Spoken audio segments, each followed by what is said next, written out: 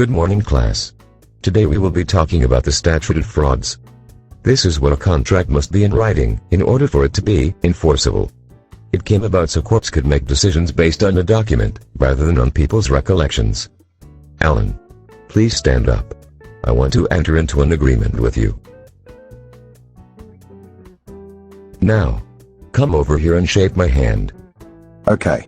If that's what you want. Anything to make you happy, teacher. Hold on. Before we enter into an agreement, do we have to put it in writing? No. Not if we shake on it. While shaking on it may demonstrate our earnest desire to enter into a contract. It does not replace the need for a writing under the statute of frauds.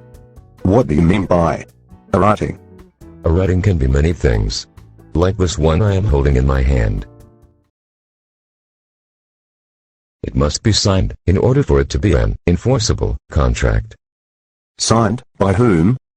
By the person who will be required to do something under the terms of the contract. Okay, there has to be something written down. I get that.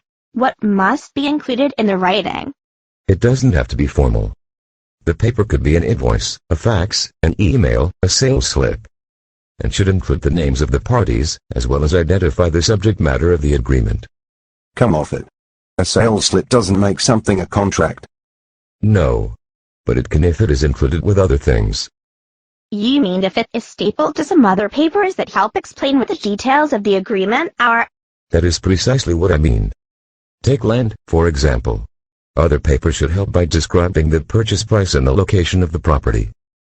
What kinds of contracts would be ruled by the statute of frauds and have to be in writing? Good question. A contract that cannot be performed within 1 year has to be written.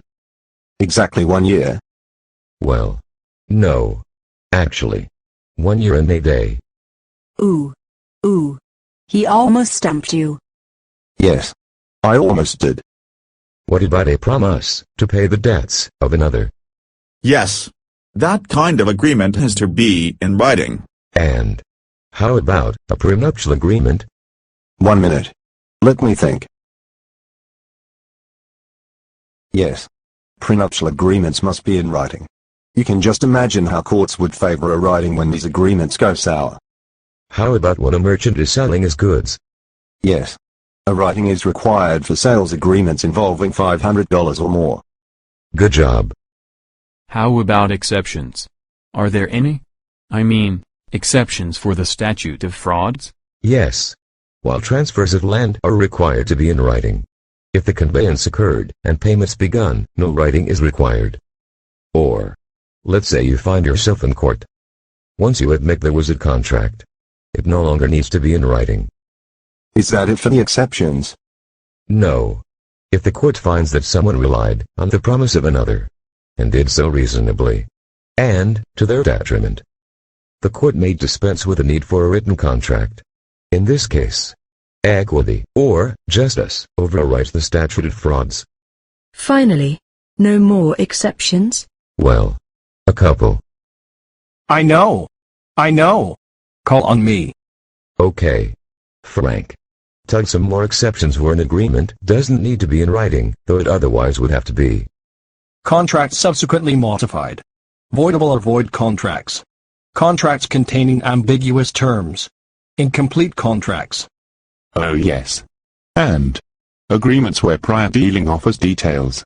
Or agreements triggered by a condition made orally.